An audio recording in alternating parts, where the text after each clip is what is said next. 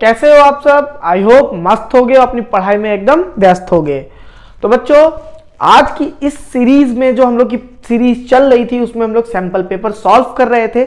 आज उसी sample paper एजुकार्ड का सैंपल पेपर नंबर 2 जो बुकलेट है, एजुकार्ड वालों ने इस बार हाइब्रिड सैंपल पेपर आपको प्रोवाइड किए होंगे।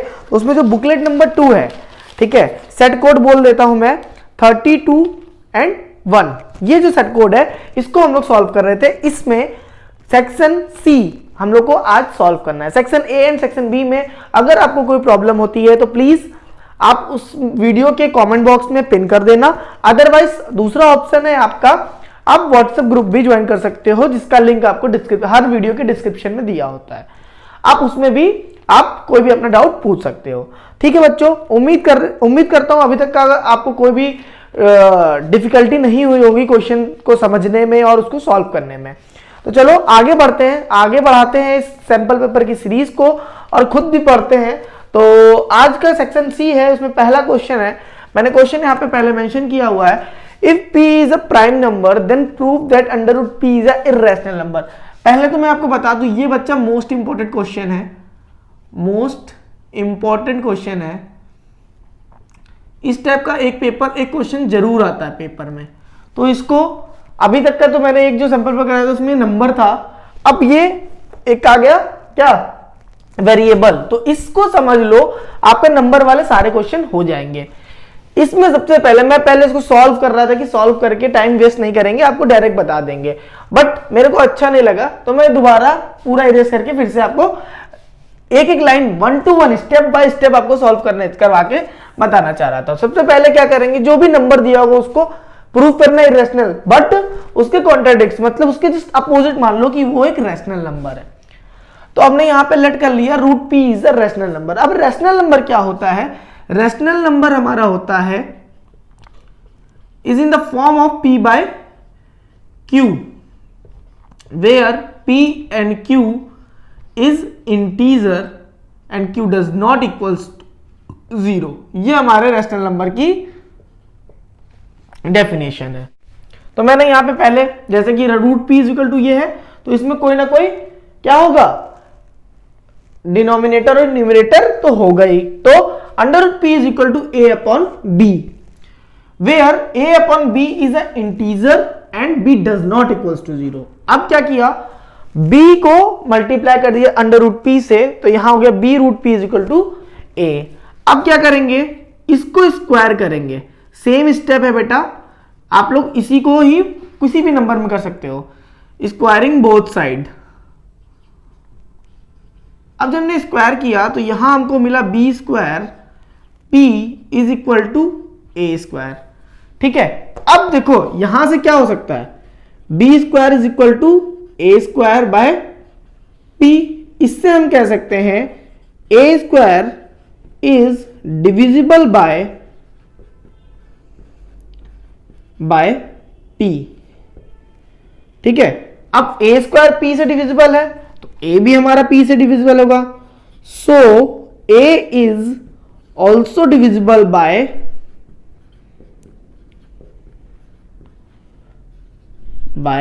p। ठीक है, यहां पे दिख रहा है आपको, क्लियर है।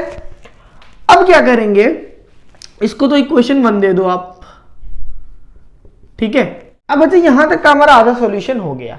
अब सेम प्रोसेस एक अदर इंटीजर के लिए करेंगे, तो लेट कर लेते हैं। So we can say that a is equal to pc for some other integer,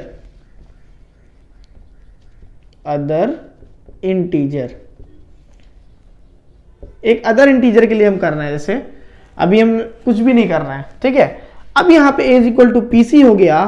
अब इसको क्या करेंगे, स्क्वायरिंग बोथ साइड यहां पे भी करेंगे, स्क्वायरिंग बोथ साइड्स।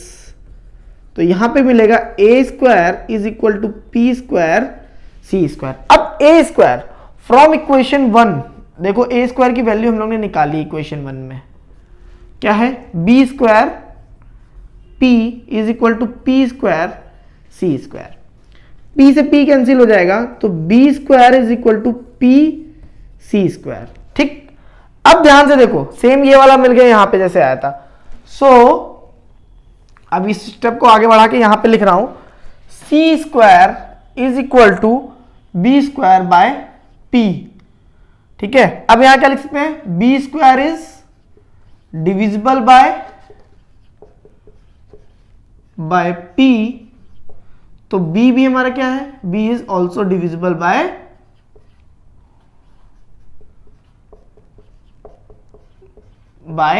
p। उम्मीद करता हूं यहां तक समझ में आ गया होगा, कोई डाउट नहीं होगा, डाउट होता है तो प्लीज कमेंट करना। ठीक है, अब ध्यान से देखो, t क्या है, a को भी डिवाइड कर रहा है, b को भी डिवाइड कर रहा है। सो a and b both are divided by p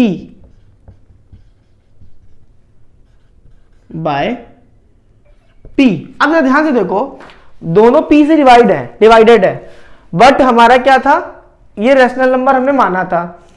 a and b, क्या हमारा a एंड b दोनों को p डिवाइड कर सकता है? ये तो हमारा स्टेटमेंट ही गलत हो जाएगा, ये हमारे कोप्राइम्स तो हो ही नहीं सकते, क्योंकि हम लोग यहाँ पे एक चीज मैंने यहाँ पे लिखना भूल गया, a एंड b जो होते हैं इंटीजर के साथ साथ क्या होते हैं, कोप्राइम्स भी मान लो, इनको लेट कर लो कोप्राइम्स। ठीक है, तो a एंड b तो हमारे कोप्राइम्स थे। अब कोप्राइम्स थे तो कोप्राइम्स क्या होता है, कोप्राइम्स के हिसाब से तो हमारा फॉलो नहीं कर रहा है। So this statement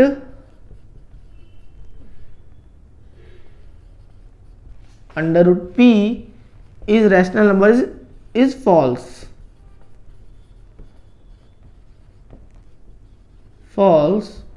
So we can say that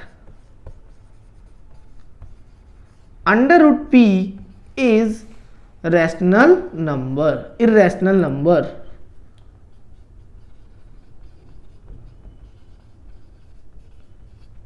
Hence proved. ध्यान से सुनो बच्चों, ये क्वेश्चन आपको पूरा स्टेटमेंट क्या करना है, रट लेना है। मैं बोल रहा हूं रट लो, अगर ये वाला क्वेश्चन बहुत ही डिफिकल्ट लगे रट लो, और इसी क्वेश्चन को जहां पे रूट पी दिया उसको बाद नंबर चेंज करके कॉपी में छापाओ, आपके 2 या 3 नंबर तो पक्के हैं। ठीक, चलो नेक्स्ट क्वेश्चन की तरफ बढ़ते हैं।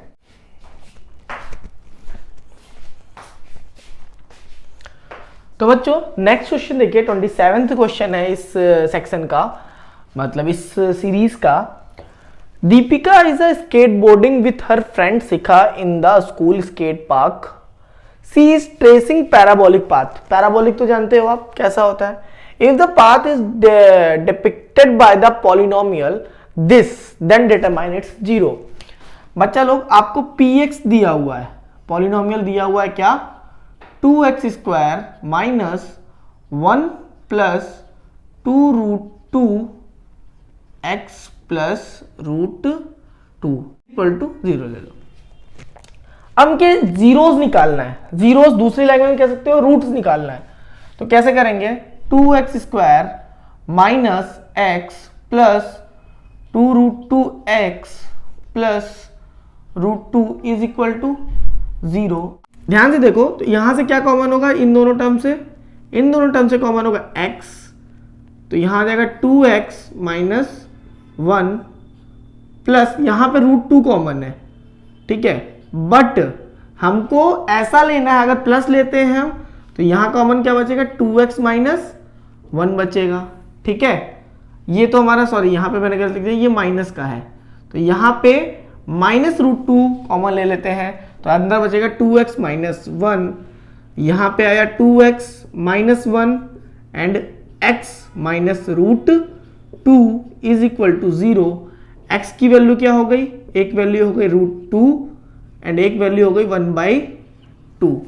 ठीक है, so the zeros of the polynomial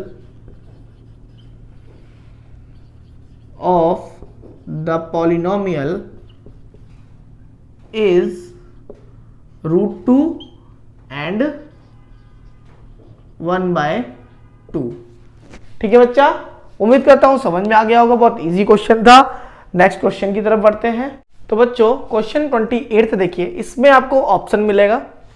तो पहला क्वेश्चन देखते हैं, ऑप्शनल जो है इसमें पहले फर्स्ट जो दिया हुआ है, if sum of roots of quadratic equation, यहां पे इसका सॉल्यूशन कर रहा हूं मैं, क्वाड्रेटिक इक्वेशन क्या दी हुई है, इक्वेशन दी हुई है वाई स्क्वायर माइनस के minus 2y plus 3k is equal to 0। ठीक है, अब हमारी क्वाड्रेटिक इक्वेशन की स्टैंडर्ड फॉर्म क्या होती है उससे कंपेयर कर लेते हैं। ऑन कंपैरिजन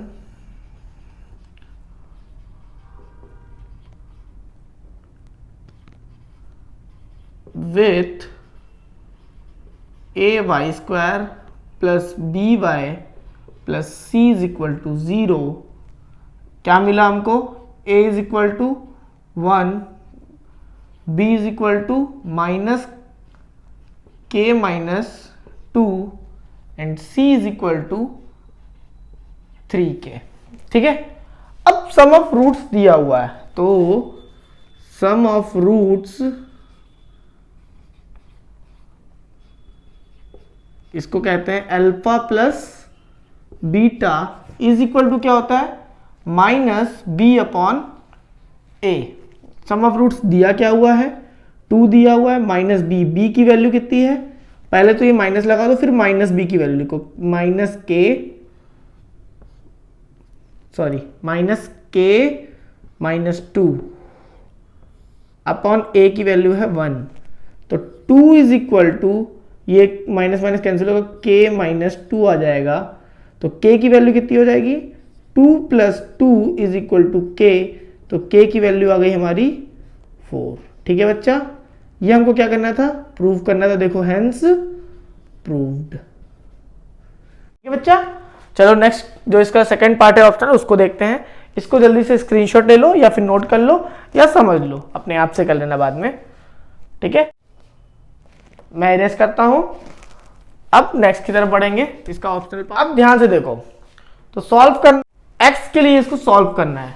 ठीक है, क्वेश्चन देखो 1 upon x minus 2 plus 2 upon, अब मैं इसको रिपीट नहीं कर रहा हूँ, यही वाला सॉल्यूशन यही कर रहा हूँ, डायरेक्ट यहाँ कर रहा हूँ। क्या करेंगे, पहले ये दोनों वैसे दिए हुए किसमें फ्रैक्शनल फॉर्म में, तो एलसीएम ले लेते हैं। अब हमारे पास वेरिएबल का कोई एलसीएम तो होगा नहीं, तो इसी को क्या लिखेंगे, प्रोडक्ट फॉर्म में लिखेंगे x माइनस 1 x माइनस 2। अब इसका मल्टीप्लाई इधर कर देंगे, x minus 1 plus 2 x minus 2। ये क्वेश्चन तो आता होगा बच्चा, आपको 6th क्लास में भी पढ़ा था ना, सिंप्लीफिकेशन टाइप में चैप्टर, वही चैप्टर का ही है। अब यहाँ पे क्या करेंगे, ब्रैकेट ओपन कर लेंगे, x minus 1 plus 2x minus 4 whole upon x square, x का मल्टीप्लाई इसमें करोगे तो x का मल्टीप्लाई जब इसमें करोगे एक्स स्क्वायर माइनस x, फिर 2 का माइनस 2 का मल्टीप्लाई इसमें करोगे minus 2x plus 2 is equal to 6 upon x.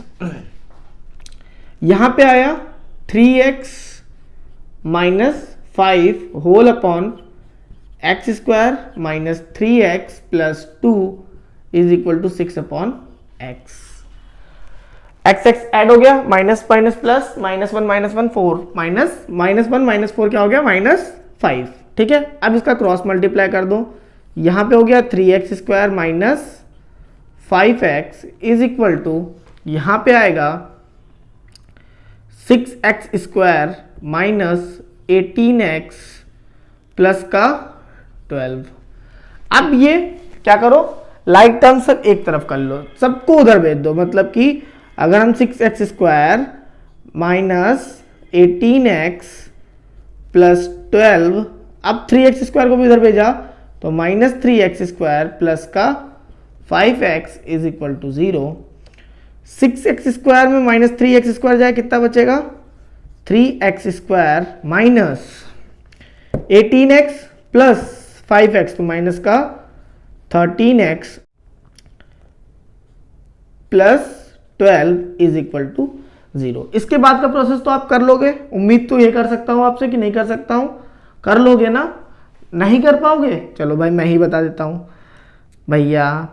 आप क्या करते हैं, ए और सी का प्रोडक्ट निकालेंगे, 36 आ रहा है, 36 को ऐसे हम लोग क्या करेंगे, तोड़ेंगे, जिससे हमारा क्या मिले, 13 आ जाए। तो ध्यान से देखो, 3x स्क्वायर माइनस 9 प्लस 4 कर लो, 9 4 13, 36 भी होता है, plus 12 is equal to 0, 3x² minus 9x minus 4x plus का 12 इज इक्वल टू 0।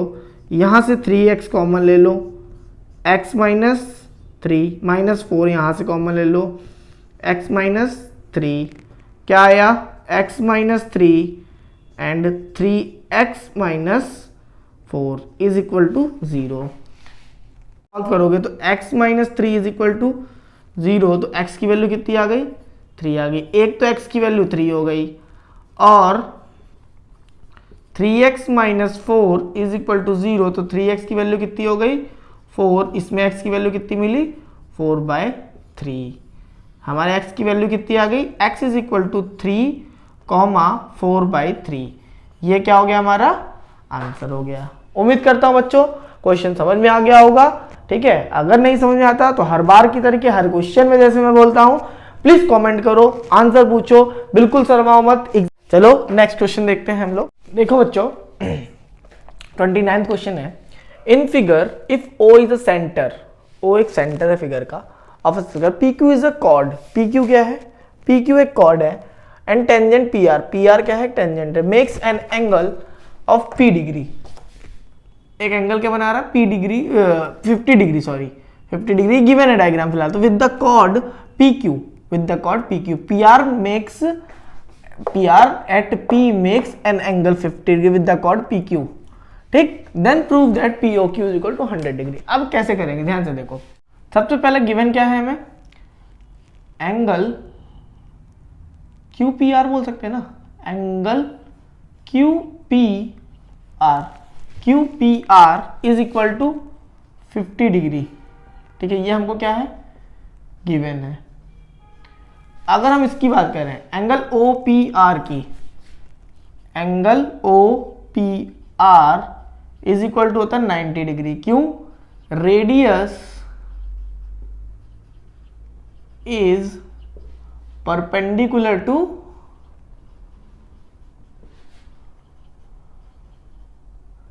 टेंजेंट, ठीक है, ये हमको पता होगा। ठीक है, अब ध्यान से देखो, तो हम लोग क्या कर सकते हैं, इसकी वैल्यू मतलब अगर OPR किसके इक्वल है, angle OPQ plus angle QPR is equal to कितना होगा, 90 डिग्री। QPR की वैल्यू दी हुई है, ये हम इक्वेशन 1 दे देते हैं इसको, तो from equation 1 angle OPQ plus 50 is equal to 90 degree, angle OPQ is equal to 40 degree, ये आ गया angle OPQ is equal to 40 degree. ठीक है, अब ध्यान से देखो, तो in triangle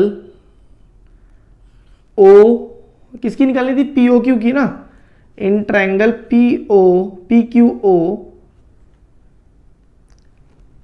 OP is equal to OQ, क्यों, radius of the circle, radius है। अब इसके सामने वाला एंगल, मतलब ये एंगल हमने क्या निकाला, 40 निकाला, तो इसके सामने वाला एंगल ये है, इसके सामने वाला एंगल ये है, दोनों क्या होंगे, इक्वल होंगे। सो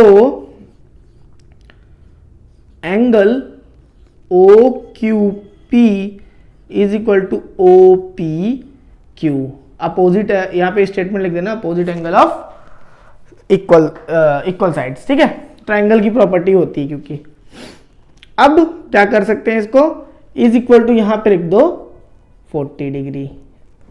अब यहां पे एंगल सम प्रॉपर्टी लगाएंगे, बाय एंगल सम प्रॉपर्टी, ठीक है, angle OPQ plus angle POQ plus angle OQP is equal to कितना होगा, 180 डिग्री। OPQ की वैल्यू कितनी है, 40 डिग्री, POQ की वैल्यू नहीं पता, OQP की 40 degree, is equal to 180 degree. Angle P O Q की वैल्यू कितनी हो गई, plus 80 is equal to 100। Angle P O Q is equal to 180 में 80 सब्ट्रैक्ट होगा, कितना बचेगा, 100 डिग्री। ठीक है बच्चा, हेंस प्रूव्ड। यही हमको प्रूव करना था। ठीक है, उम्मीद करता हूं समझ में आ गया होगा। इसी पार्ट में एक आपका ऑप्शनल दिया हुआ है, चलो उसको देख लेते हैं। जल्दी से स्क्रीनशॉट ले लो, मैं इरेज कर देता हूं। तो बच्चों 29 का ऑप्शनल क्वेश्चन देखिए क्या है। In figure the sides A B B C and C A of a triangle A B C touch a circle with centre O. इसका सेंटर ओ है, एक सर्कल को एक ट्राइंगल है वो टच कर रहा है, एंड रेडियस आर, इसकी रेडियस है R. At P Q R, कहाँ टच कर रहा है, पी क्यू आर पे। प्रूव करना है, 2 पॉइंट प्रूव करने हैं। Prove that A B plus C Q plus A is equal to A C plus B Q, ये हमको प्रूव करना है। ठीक है, बहुत ही अच्छा क्वेश्चन है। ऐसा क्वेश्चन आपको पेपर में सेम पैटर्न पे ही कुछ और भी पूछ सकता है। ठीक है, आपको इस टाइप के क्वेश्चन मिल सकते हैं, तो इसको थोड़ा सॉलिड वो करना। ठीक है, फर्स्ट वाला हम जैसे यहाँ पे कर रहे हैं, उसके लिए सबसे पहले क्या लिखेंगे, अब A B plus C Q चाहिए, सी क्यू ए बी। ठीक है, कोई बात नहीं, समझ गया। चलो क्या लिखेंगे, A P is equal to A R. ठीक, पहले यहां पे लिख सकते हैं गिवन कौन से ट्राइंगल में करना है। In triangle A B C, A P is equal to A R. क्यों, टेंजेंट ड्रॉन फ्रॉम, टेंजेंट कहां से ड्रॉ करिए, एक सेम पॉइंट से, ड्रॉन फ्रॉम पॉइंट ए। एक पॉइंट है ए, वहीं से हमने दोनों तरफ टेंजेंट ड्रॉ करी। तो टेंजेंट्स क्या होते हैं, अगर कोई भी बाहर पॉइंट से टेंजेंट ड्रॉ करते हैं सर्कल पे, वो दोनों क्या होती है, इक्वल होती है। तो ये इसके इक्वल होगी। Same B P is equal to B Q, ये स्टेटमेंट सेम रहेगा यहां तक, ड्रॉन फ्रॉम पॉइंट बी। ठीक है, सेम मतलब ये पॉइंट इसके इक्वल था। सेम सी क्यू, क्या, C Q is equal to C R. Same statement, tangent drawn point C. ठीक है, ये इक्वेशन 1 बना, इक्वेशन सेकंड, इक्वेशन थर्ड। ठीक है, अब देखो अगर हम तीनों इक्वेशन को ऐड कर दें, on addition of equation 1 2 and 3, क्या होगा, A P plus B P plus C Q is equal to A R plus B Q plus C R. अब ध्यान से देखो, A P plus B P क्या बनना है, A B plus C Q. A R plus C R, इन दोनों को देखो, A R plus C R क्या बनना है, A C plus B Q. अब जरा जो पहले हमको फर्स्ट पार्ट जिसमें प्रूव करना है, तो वो देखो सेम है क्या, क्या हो गया ये हमारा, हेंस प्रूव्ड। अब इसका सेकेंड वाला पार्ट जो है वो थोड़ा सा लेंदी है, तो इसको जल्दी नोट करो, मैं फिर स्पेस बनाता हूं, फिर उसको करते हैं। ठीक है, सेकेंड वाले पार्ट में देखो, एरिया ऑफ एबीसी, पूरे ट्राइंगल का एरिया निकालना है। तो उसमें कुछ कंडीशन दी गई है कि वो रेडियस इंटू पेरीमीटर ऑफ उसके होना चाहिए। अगर हम पर्टिकुलर किसी एक ट्राइंगल का एरिया निकालते हैं, हाफ बेस इंटू हाइट करते हैं। चलो बेस हम कोई भी ले लेते हैं, बट हाइट हमारे पास पूरी तो नहीं पता। ठीक है, तो क्या करेंगे, सबसे पहले कंस्ट्रक्ट कर लेंगे, इनको पूरे को मिला लेंगे सारे पॉइंट्स को। ठीक है, ऐसे करके हम लोग यहाँ पे मिला लेंगे। अब क्या करना है, एरिया ऑफ ट्राइंगल ही निकालना है। Formula, area of triangle A B C is equal to, अगर ध्यान से देखें 3 ट्राइंगल है, इनको हम, ये एक ट्राइंगल है, इसको हम 3 ट्राइंगल में अगर तोड़ दें, कौन कौन सा?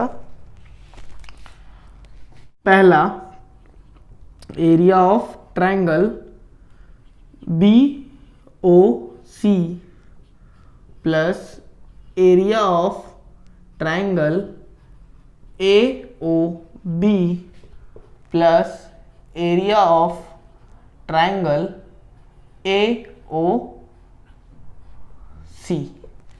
इन तीनों ट्राइंगल का सम देखो, एक ये ट्राइंगल हो गया BOC plus COA plus AOC, इन तीनों AOB, इन तीनों ट्राइंगल का सम किसके इक्वल होगा? Area of triangle ABC। अब ध्यान से देखो तो BOC की बात करें तो हाफ फॉर्मूला होगा बेस क्या है? BC इंटू हाइट क्या है? हाइट है रेडियस जो उसकी क्या है? OQ बोल दो, प्लस सेम ऐसे ही हाफ AOB में बेस क्या है? AB into OP plus half base क्या है? AC into OR। ठीक, अब इसमें से कॉमन क्या दिख रहा है? पहले तो हाफ कॉमन दिख रहा है, फिर ये OQ OP ये सब क्या है? रेडियस है, तो half BC plus AB plus BC plus AB plus AC into R। BC plus AB plus AC ये क्या होता है? पेरीमीटर ऑफ ट्राइंगल होता है। Half perimeter of triangle ABC into R। ये प्रूव करना था क्या? क्या लिख देंगे यहाँ पे? Hence proved. ठीक है बच्चा, उम्मीद करता हूँ क्वेश्चन समझ में आ गया होगा। नेक्स्ट क्वेश्चन की तरफ बढ़ते हैं। तो बच्चों क्वेश्चन देखिए, ये क्वेश्चन थोड़ा बहुत लेंदी है, बोर्ड में स्पेस नहीं बचेगा, इसलिए मैं ऊपर डिस्प्ले पे क्वेश्चन आपको शो कर रहा हूँ। आप देखो, मैं पढ़ रहा हूँ पेपर से। The figure shows around about at the junction of 4 road का जंक्शन है of equal width, the central park is in the form of a circle with center O, ठीक है, and radius जो अंदर वाला है ना, इसकी रेडियस दी है 14 metre. The curves BC DE FG and HA are in the form of arcs that lie in the circle with center O, बड़ा वाला circle, radius 21 metre. The angles subtended by these curves at O are 60 degree, 45 degree, 45 degree and 90 degree. Angle 60 degree, 45 degree, 45 degree and 90 degree. पहला find करना है total length of the curves. तो पहले तो length find करने के लिए curves मतलब कि आर्क की लेंथ फाइंड करनी है। तो लेंथ ऑफ एन आर्क का फॉर्मूला होता है length of arc is equal to theta upon 360 degree into 2 pi R. अब हमें किसकी निकालनी है? Find the total length of curves, मतलब टोटल लेंथ ऑफ आर्क निकाले। फाइंड लेंथ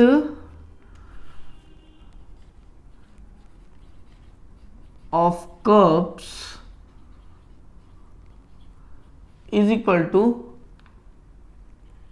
लेंथ, कौन सी लेंथ की arc? AH plus BC plus DE plus which one FG। इन सब की आर्क का वो निकाल के हम लोग सॉल्व कर सकते हैं। तो चलो भाई, आर कितना है? आर तो बड़ा ही वाला मानेंगे। देखो यहां तक का आर है ना आर्क, ये R21 होगा ना। तो सबसे पहले तो थीटा हमारा AH में थीटा कितना दिया है? AH में दिया है थीटा 90 डिग्री, तो 90 upon 360 into 2 pi R 21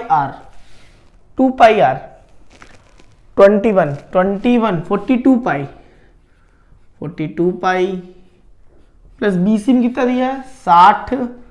60 upon 360 42 pi plus same ऐसे ही डी में 45 upon 360 into 42 pi plus 45 upon 360 into में 45 पाई, ये 42 पाई। ठीक, अब 42 पाई अगर कॉमन ले लेते हैं, 42 इंटू पाई की वैल्यू 22/7, ये कॉमन ले लेते हैं तो यहाँ बचता है 90 अपॉन 360 प्लस 360 भी कॉमन ले लो, 360 सब में है ना, हाँ, तो यहाँ कॉमन लिया 42 पाई अपॉन 360, यहाँ आया 90, 60, 45 एंड 45, ऐड कर लेते हैं, इसको भी सॉल्व करते हैं पैरेलल। 42 अपॉन 22/7, तो 7 से 6 टाइम में चला जाएगा, इंटू 1 अपॉन 360 बचा, यहाँ पे आएगा 90 90 180 240 आ गया यहाँ पे।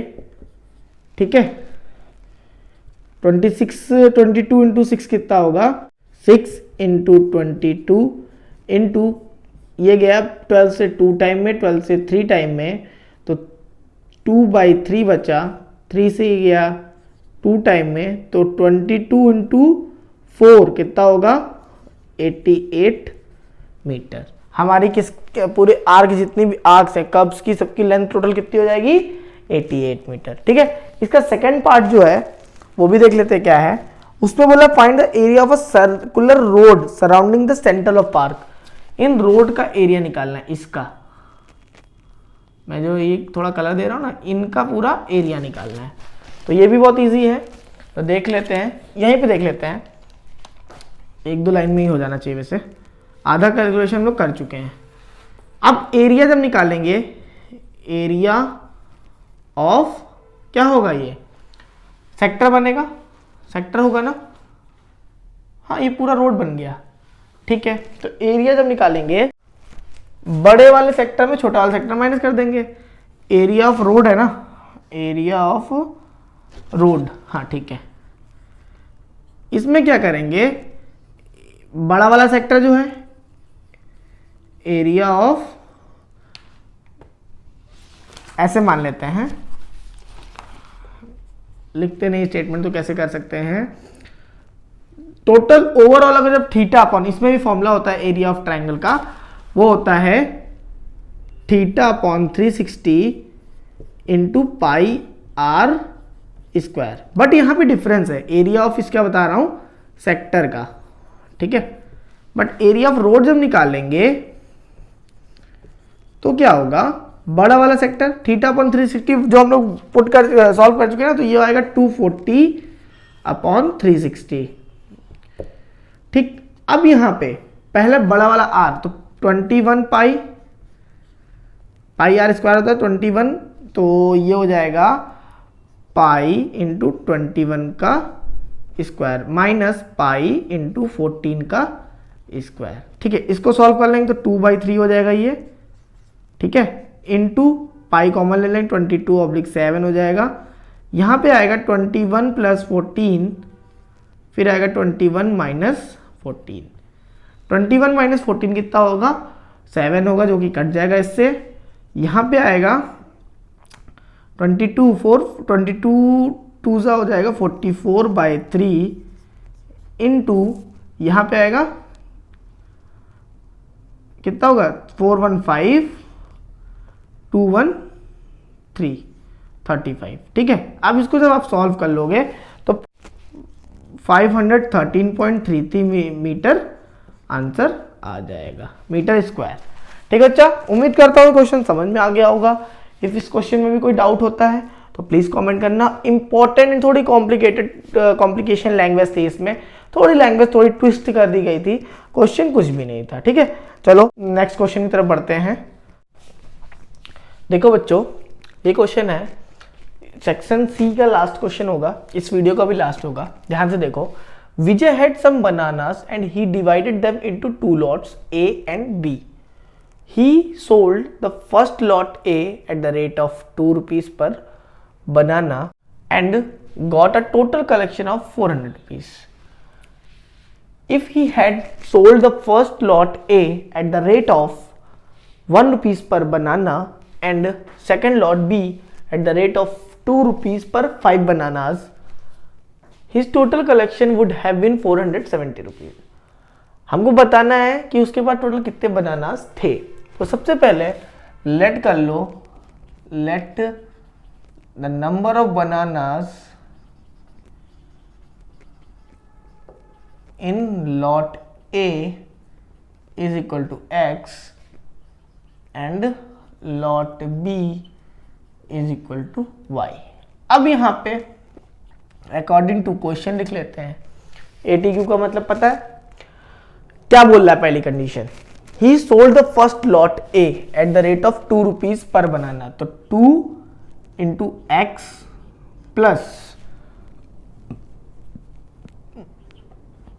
2x and the second lot at the rate of 1 rupees per banana. Second lot मतलब 1 रुपीज, 1 रुपए का एक बनाना। तब उसको कितना होता है कलेक्शन? 2 रुपए में। देखो यहां पे क्या कर रहा था, एक बनाना 2 रुपए में बेचा था, मतलब एक बनाना कॉस्ट 2 रुपए। कितनी कलेक्शन हुई? 400। तो इक्वेशन 1 हो गया ये। अब सेकंड क्या बोल रहा है? And got the total collection this. If he had sold the first lot at the rate of 1 rupees per banana, x plus and the second lot b at the rate of 2 rupees per 5 banana. तो इस हो गया 2 y is equal to 470। Equation second. अब इन दोनों equation को solve करना है। तो देखो कैसे करेंगे।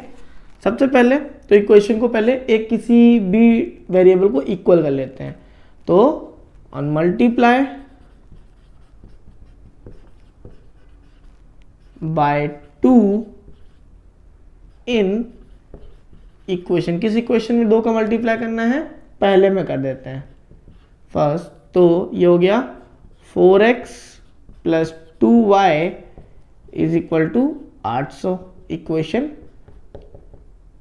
थर्ड। ऑन, यहां देख लो 2, हाँ, on subtraction, on subtracting equation third second from third, कितना हो जाएगा? 4x plus 2y is equal to 800। यहाँ आ गया x plus 2y is equal to 470। Minus minus minus ये कैंसिल हो गया। यहाँ बचा 3x इज इक्वल टू, यहाँ कितना बचेगा? अगर 500 300 330, तो x की वैल्यू कितनी आ गई? 110। ये आ गई हमारी x की वैल्यू। पुट इन इक्वेशन 1 कितनी हो जाएगी? 220 plus y is equal to 440। तो y की वैल्यू कितनी हो जाएगी? 440 में 220 सब्सट्रैक्ट करेंगे, कितना आ जाएगा? 180। ठीक है। सो टोटल बनानास निकालना था। So number of total bananas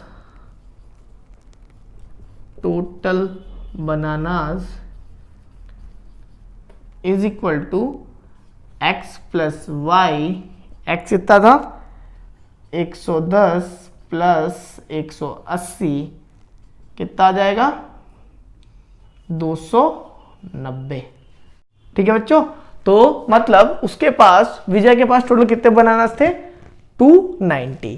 ठीक है बच्चों, आज के लिए इतना ही रखते हैं। मिलते हैं नेक्स्ट क्लास में। नेक्स्ट क्लास में नेक्स्ट सेक्शन सॉल्व करेंगे और ऐसे ही सैंपल पेपर की एक एक सीरीज धीरे धीरे खत्म करेंगे। और जब हम लोग के 3 या 4 सैंपल पेपर हो जाएंगे तो एक फाइनल सैंपल पेपर करेंगे जिसमें हम लोग लाइव आकर उस सैंपल पेपर को सॉल्व करेंगे। ठीक है बच्चों, तो अभी के लिए तय रखते हैं। मिलते हैं नेक्स्ट क्लास में। तब तक के लिए take care, bye bye and all the very best.